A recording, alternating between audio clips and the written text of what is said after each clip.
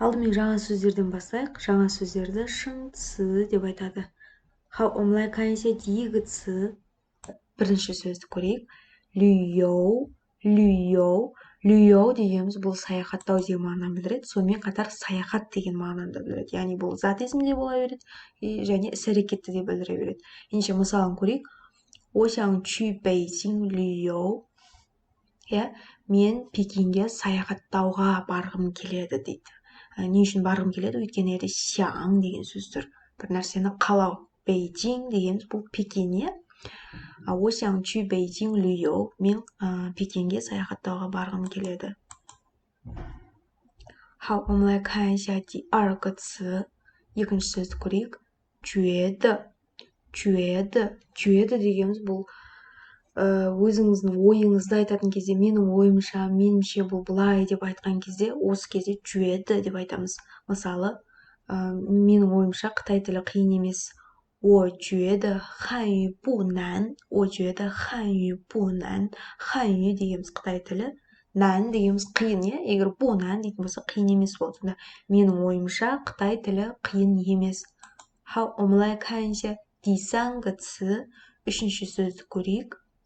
最, 最 бұл ең деген мағынаны білдіреді. Мысалы, ең күшті, ең жақсы деп айтқан кезде қолданамыз. Мысалы, 你觉得什么时候去最好?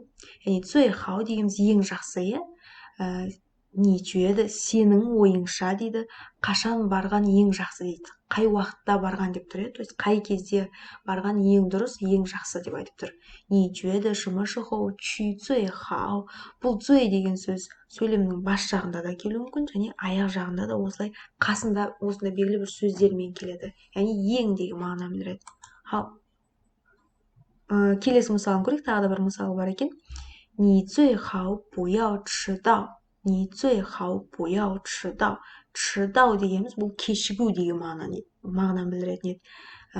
不要дейтін болсақ, яғни кешікпе болады, иә? 最好, яғни ең дұрысы сен кешікпе деп жатыр. Ең дұрысы кешікпей кел деп жатыр. Сондықтан қараңыз, не жерде сөйлемнің соңында тұр 最好деген, сонымен қатар 最好деген сөйлемнің бас жағында да тұра береді. Есімдіктен кейін, яғни мен, сен, ол дегеннен кейін.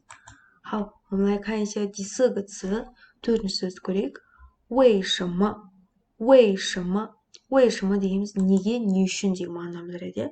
Мысалы, неге кеше келмедің деп айтатын болсақ, 昨天为什么没来? 昨天为什么没来?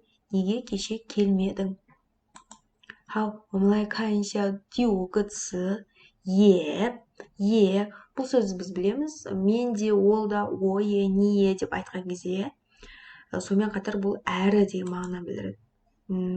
Мысалын көрейік. 今天天气不冷也不热.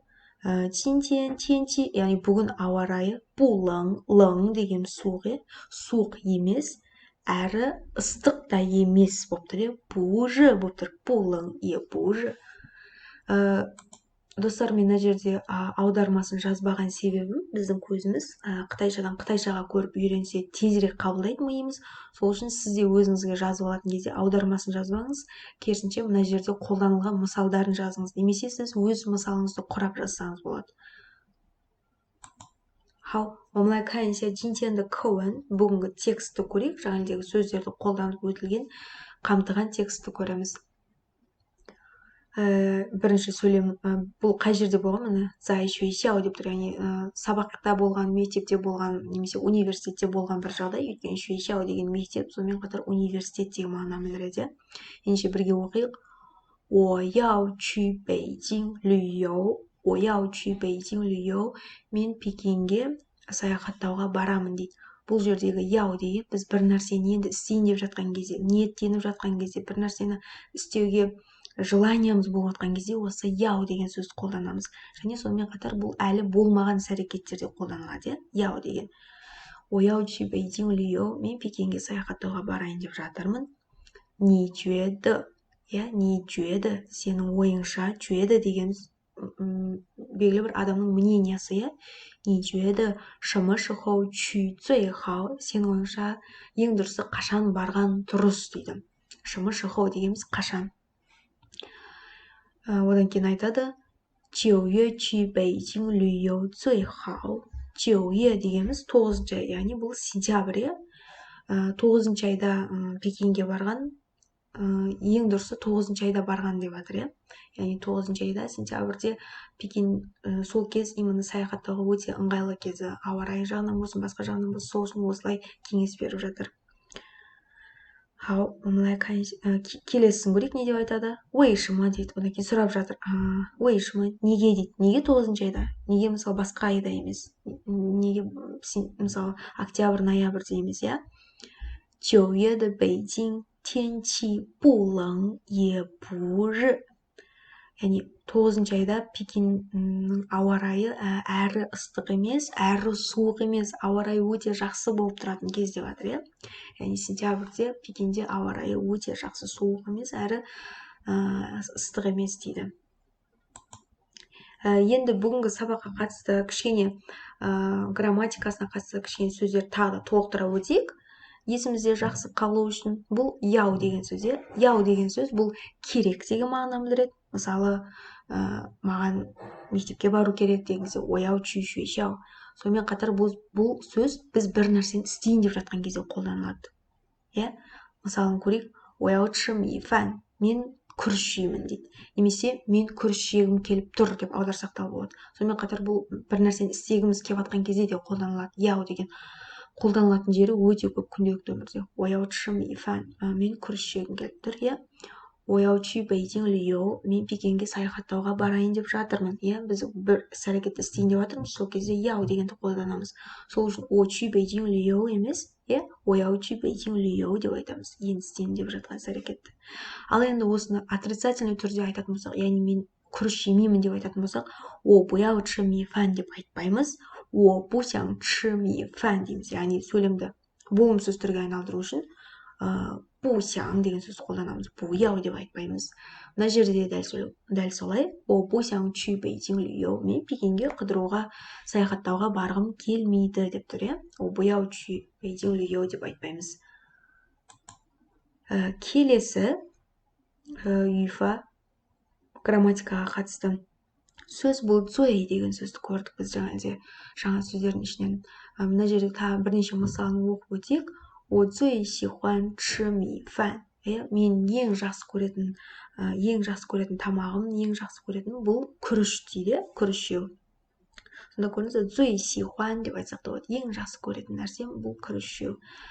Арманды ханю 最好. Арманның қытайшасы ең күшті, ең жақсы дейді. Мысалы, группада арман деген бала болса, соның қытайшасы ең жақсы деп жатыр.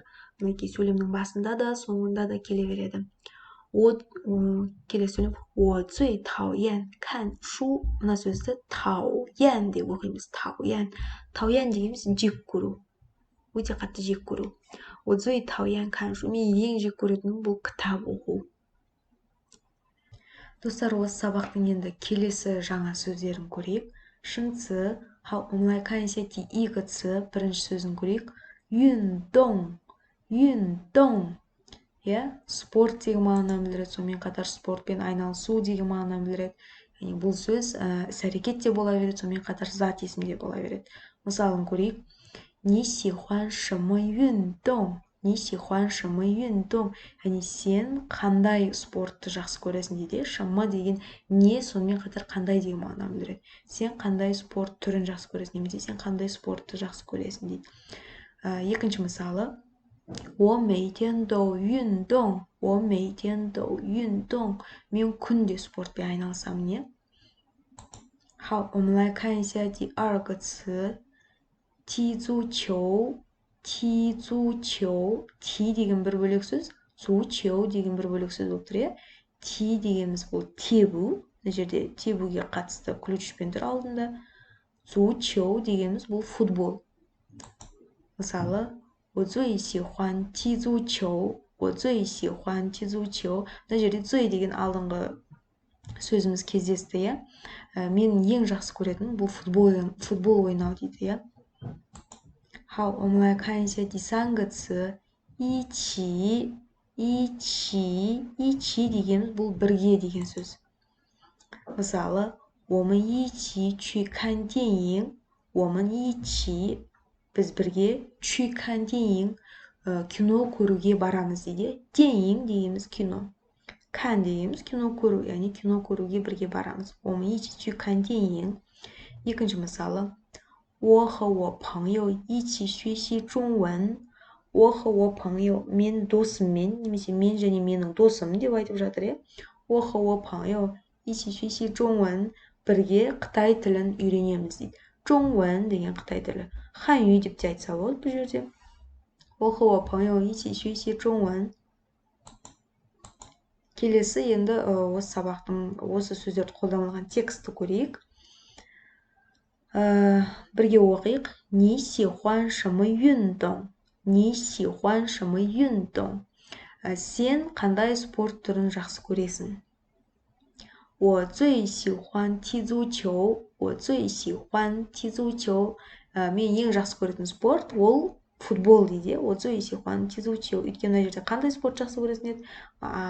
Жауап ретінде 我最喜欢踢足球. Мен ең жақсы көретін спортым бұл футбол ойнау. 下午我们一起去踢足球吧. 下午我们一起去踢足球吧. Түстен кейін бірге футбол ойнауға барайық дейді. 一起дегеніміз бірге. Мына жерде негізі мынау төртінші тонда тұр. Бұл төртінші тонда емес, бірінші тонда болады. 一起. Түстен кейін футбол ойнауға барайық. Одан кейін жауап ретінде хауа дейді. Хауа қанеки әрине барайық дейді. Яғни а деген бұл біздің келіскенімізді білдіретін қосымша сөз деп айтсақ болады. Хауа